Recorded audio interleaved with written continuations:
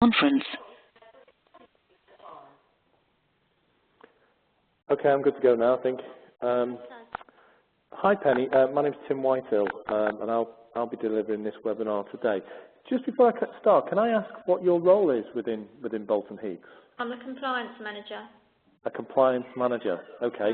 I deal with all the on-site compliance, training, document control. I do the management systems, all sorts of things like that. Okay, good. Okay, this will probably be quite useful to you then, to a certain respect. And I take it within Bolton Heath you have QSs who deal with contract administration and the likes as well. That's right. Yeah. Okay. Right. Let's go on.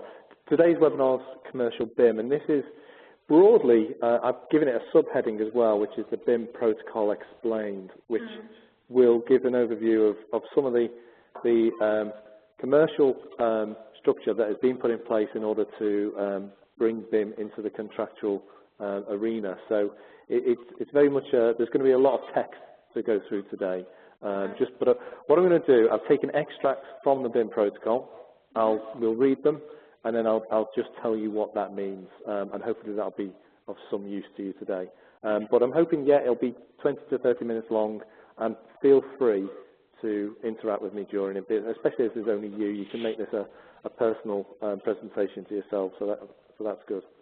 Okay. What I'll go through today, I'm just going to explain the BIM contract arrangements. I'll then go into the BIM Protocol Explained, which is going to make up the bulk of this presentation today. And then there's a couple of slides at the end, just introducing some of the BIM enablers and recommended forms of contract. And then, if you want to wait to the end, I can take questions at the end. But I'm also happy for you to slow me down and discuss some of the aspects that I go through today. Okay, one of my colleagues has joined us now as well, called Chris. So just so you know. Okay, and Chris, your role is? I'm the estimating manager here. Okay, good. Okay, great. The slide you see in front of you, just to explain some of the contractual arrangements that we're now working with when we're asked to work on a BIM project, and certainly in the context of a BIM Level 2 project. On the left-hand side of the screen there, you've got the normal deliverables that you're used to in construction, where we build an asset. And when we're asked to build an asset, we normally put in place a form of contract which is underpinned by employers' requirements. So the employer is setting out what their requirements are for the contract. We now have a new set of deliverables, which is the building information model, or I prefer to call the asset information. And that's now the requirements for that BIM, that asset information, are determined, or the stall is set out in what's known as the BIM protocol. And beneath that BIM protocol, we have an employer's information requirements. And these two deliverables now sit side by side, but principally the form of contract still remains the same. Now, the BIM protocol doesn't propose to change any forms of contract or any existing forms of contract. It's there to sit alongside. So I hope in that diagram there you can just see that the BIM protocol feeds into the form of contract. Okay. So what we get to is the BIM protocol. Now this has been given to the industry by the Construction Industry Council. I provided a link there, and I think if we send you a version afterwards, a PDF version, you'll be able to get through to that link, and it'll get you to this document on the left-hand side of the screen, known as the Building Information Model BIM Protocol. And you may have been made aware of that document in other presentations already. So this presentation today is just going to look at it in a bit more detail, just read some of the key extracts and just clarify in your minds what those implications are and may be. Okay, the general principles that are adopted in drafting of the protocol there's four key principles. And firstly, the protocol makes the minimum changes necessary to the pre-existing contractual arrangements on construction projects. That's just re-emphasising what I've just said in the previous slide. The BIM protocol is not there to change existing forms of contract. It's designed to work with it. The second key principle is the protocol ensures that there is an obligation on parties to provide defined elements of their works services using the models. So there is now a contractual requirement now to deliver parts of your work through the model. So working to a BIM Level 2 project that has been procured with the BIM protocol requires you to do that. Thirdly, the protocol is a contractual document which takes precedence over existing agreements. So whilst you have your forms of contract and the BIM protocol works with it, its requirements actually take precedence over the requirements in the forms of contract. And the BIM protocol is flexible and should be suitable for all level 2 BIM projects. Oh. Leslie, I've lost all the functionality in this presentation because this is now sitting within the WebEx environment. Because that, as you can see on the screen, one image overlaps another. That was supposed to overlap after I'd read it. So just bear with me 1 second, because I'll have to read the clause from the document itself.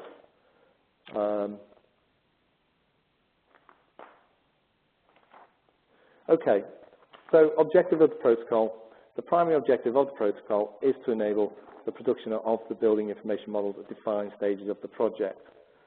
The protocol, I've just lost my place a second. The protocol is aligned with government BIM strategy and incorporates provisions which support the production of deliverables from data drops at defined stages of the project. The protocol also provides for the appointment of an information manager. Now, what I've got on the right-hand side of the slide here is the information delivery cycle. Again, you may have seen that in other presentations so far. And the BIM protocol is essentially setting out the information requirements that will be required through this information delivery cycle. I don't know if you recall that what you have is data drops, and on this diagram on the right-hand side you can see these green diamonds and red diamonds at the bottom. They are the data drops. So the BIM protocol is saying the information requirements are going to be delivered at these data drops in line with this information delivery cycle. So that's essentially what the BIM protocol is trying to achieve. Again, I'll have to pull this one out because there's some missing words there. A further objective of the protocol is that its use will support the adoption of effective collaborative working practices in project teams and the encouragement of the adoption of common standards or working methods under PAS 1192. The previous document, the previous slide, I showed you the information delivery cycle. That comes from the document PAS 1192. So, and the PAS 1192 is designed to be a collaborative working environment. So again, the protocol is underpinning that from a contractual sense that it's actually asking BIM teams to go down the route of collaborative working, and then following the information delivery process, you should be observing all its collaborative requirements. This second paragraph on this sheet is all parties involved in the use, production of delivery of models on the project are required to have a BIM protocol appended to their contracts. So if you are you or your supply chain are involved in the use, production or delivery of the models, then you are required to have this protocol in your contract. So as a main contractor using your supply chain, you're going to have to start to procure with this protocol appended to it on this type of project. And that's re-emphasised in clause 3.2 of the protocol, where the protocol is intended to be expressly incorporated in all direct contracts between the employer and the project team members. And that, again, that is also echoed down to supply chain members as well. The protocol also uses a clause known as permitted purposes, and a key area of concern for many information providers is that the wider use of data-rich BIM will make it harder to protect IPR. And IPR is something that I often get asked about in workshops. Is who owns the IPR. What is clear in the BIM protocol is the IPR still is vested in the project team member, but the permitted purpose has to be specified as to how the BIM data can be used, and the permitted purposes extends to a license to the user. So if an architect or an engineer is developing the information for a client, they're providing them with a license to use that information. They're not handing over the IPR, they're just handing over, they're extending the use of that information through the vehicle of a license. But it has to specify what the permitted purpose of that information is. And this goes on then to the treatment of intellectual property. Within the protocol itself, again, in light of industry concerns in respect of IPR, the protocol, by default, protects the IPR with the project team member unless the client or the employer requires ownership of that IPR. And 6.2 goes on to extend that. So 6.2 states that any right, including not limited to any copyright, shall remain vested in the project team member. And if the employer wants to own all the project IPR, then this protocol will need to be amended. And further changes may be required in the project team agreements. So by default, by using the protocol, you're saying the IPR belongs to the project team member who's developed that information, unless the client wishes to own that IPR, and then this protocol would need to be amended in that instance. 6.3 again reaffirms the situation with the license situation. So the information is handed into the model on the basis of a license to the employer in respect of the material that is being produced under the permitted purpose. 3.5 then moves on to the electronic data exchange issue, and again it protects, it works quite well, this clause, in order to protect the project team member again, but it's essentially saying, I'll just read it first and then I'll explain what that means. And the protocol aims to remove the need for separate electronic data exchange agreements between the project team members by addressing the principal risks associated with the provision of electronic data. In particular, the risk of corruption following transmission. Clause 5.1 makes clear that without prejudice to its obligations under the agreement, the project team member gives no warranty as to the integrity of electronic data. Clause 5.2 excludes liability for any corruption or unintended amendments, etc., of the electronic data which occurs after the transmission of a model by the project team member, unless caused by a failure to comply with the protocol. Now, what that is all saying is anybody who develops information, at the point that they transfer the information into the model, they're actually releasing themselves of any warranty if that information becomes corrupt or unintended amendment to it. So a lot of concerns when we've held workshops and feedback is if I'm putting my data into a model, if someone changes that, am I at fault? Well, this clause protects the creator of that information, because what it's saying is as soon as you transfer that information into the model, you are protected against any change or amendment to it, unless you have actually transferred that information not in accordance with the protocol. So the last statement on the bottom line there says, unless caused by a failure to comply with the protocol. So if you transfer the information in accordance with the protocol, at the point of transfer, then you cannot be held liable for any unintended change or corruption. But if you don't hand it across in accordance with the protocol, then you may be liable for its change or corruption. That completes that clause there. Oh, now I'm going to have to read this one again because this is covered. 3.6. Okay. Definition of models covered by the protocol. Models, I'll just read it again and then explain it to you. Models which are scheduled in Appendix 1 and Appendix 1 is shown on the right-hand side of the screen here, ahead of me reading it.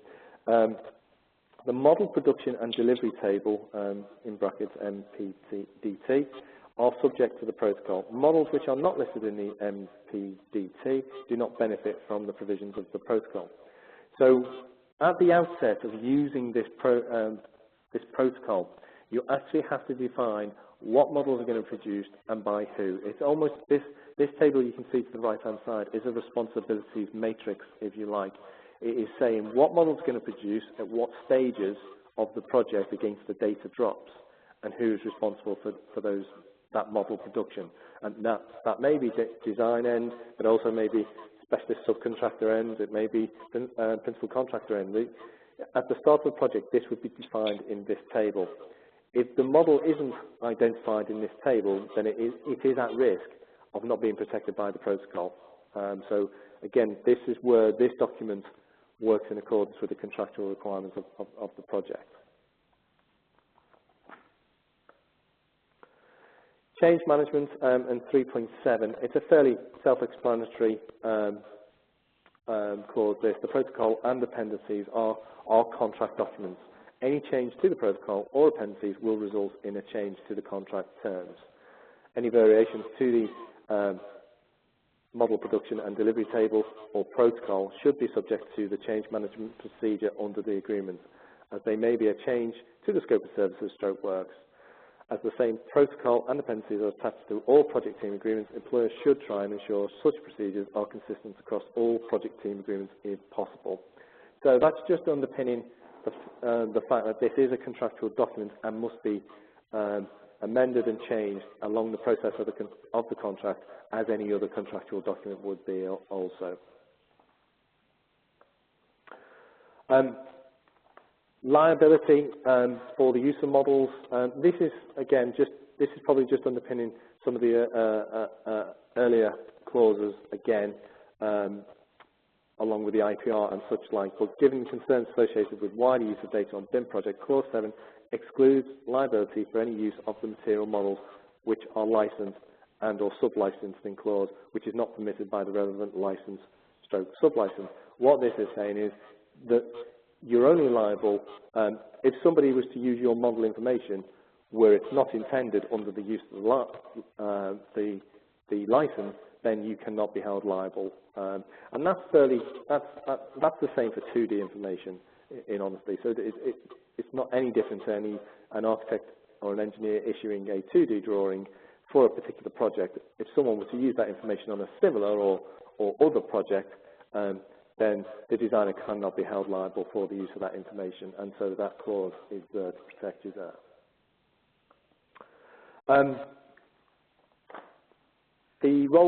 The protocol requires the employer to appoint a party to undertake the information management role, and this is expected to form part of a wider set of duties under an existing appointment and is likely to be performed either by the design lead or the project lead, which could be a consultant or a contractor at different stages of the project, and in some circumstances the employer may appoint a standalone information manager.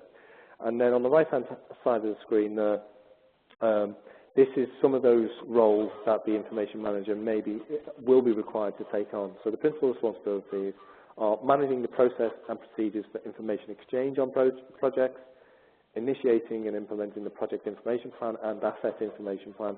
And this is closely aligned to the process within PAS 1192, including the information delivery cycle. The information manager is essentially overseeing that process, assisting in the preparation of project outputs, such as the data drops that appear in that process, and the implementation of this BIM protocol, including the updating also of the model production and delivery table. The protocol, I'll read the requirements there on the information requirements. The protocol is underpinned by these information requirements, and on the right-hand side of the screen is Appendix 2 of this protocol, which gives you a basic layout of what those requirements are. But the information requirements are included within the protocol so that project-wide information requirements can be expressly incorporated into all project team member agreements. and this is a really important document. Going back to the diagram at the start, the protocol is supported by this employer's information requirements, and it's really important that this is developed early on in the project and becomes a part of the protocol.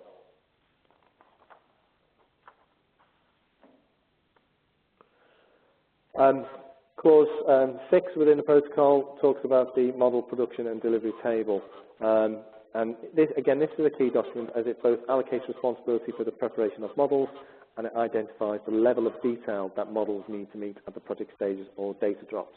Again, I've included the example of this table, which again is developed early on in the project stages to define who's responsible for what types of models they're producing, and also the level of detail that those models should go to at the relevant stages. So that gets us through the protocol. Just moving on now to the BIM Enablers and what we recognise BIM Enablers are. In order to pull a BIM Level 2 project together, we have cited there are 3 key enablers. One is procurement, so a procurement approach to enable collaborative involvement in the project. Secondly, technical infrastructure to support the electronic exchange of information through what is known as common data environment. And thirdly, the project must have a collaborative culture and behaviours up and down the supply chain to enhance procurement, planning and control of the project. On the left-hand side of the screen there's a diagram, and that's just trying to, we call this now almost a new hierarchy of construction. Whereas you're more used to seeing client at the top of the hierarchy, then you see designer or client agent, and then contractor and supply chain. This breaks down that hierarchical approach and says actually what's at the centre now is information, because the project will only be successful if the information is well developed and managed through the common data environment. And it brings together a less hierarchical approach where you can see the links into that information. And this is how the BIM protocol is looking to, is looking to set the stall out in a way that links users, creators of the information to the project through the information environment. Now, moving on just to the forms of contract that you would be looking for. The government construction strategy back in 2011 actually pointed towards these 3 forms of contract as the recommended forms of contract, one being the JCT Construction Excellence Contract, the NEC 3 Engineering Construction Contract, and the PPC 2000, which is a standard form of contract for project partnering. And what is common with all 3 of these projects are they all are principally designed on the basis of partnering. So the whole BIM Level 2 way of working is actually a partnering-based way of working. Now, lots of us are more used to partnering as a term that entered into the industry about 15 years ago, but actually BIM is now coming in as an enabler to strengthen that approach, because partnering is very much reliant on strong communication channels and sharing of information. So the government recommend that these 3 forms of contract or similar will actually strengthen the success of the project. So when we get back to, and I'll flick quickly back to it, when we get back to this opening diagram here, the forms of contract that we're talking about is those partnering-based forms of contract, coupled with the BIM protocol.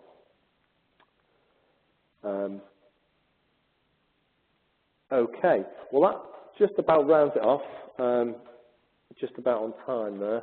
There's a lot of information to glean there, and what I would advise you do is get a hold of the BIM protocol. It's not too difficult to read, and start to understand some of its clauses in more detail. But if you've got any more questions for me now, I'll be happy to answer them. No, that's fine, thank you. Okay, thank you. Sorry, Tim. No, that's fine. If there's no questions, I take it, Leslie, you're going to send out a copy